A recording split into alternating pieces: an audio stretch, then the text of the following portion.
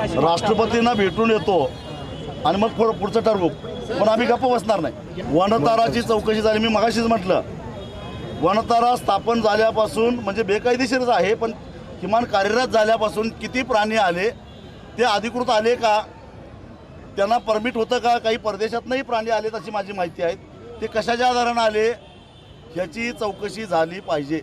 कायदा नियम प्रशासन वाकवून एका उद्योगपतीसाठी जर असं होत असेल तर का आम्ही संताप व्यक्त करू नये। आजची महापालिकेच्या निवडणुकीवर कसा इफेक्ट होणार आहे? आम्ही सगळे त्यांचं भाजपचे जेवढे उमेदवार असतील त्याला पाडा म्हणून सांगायला जाऊ।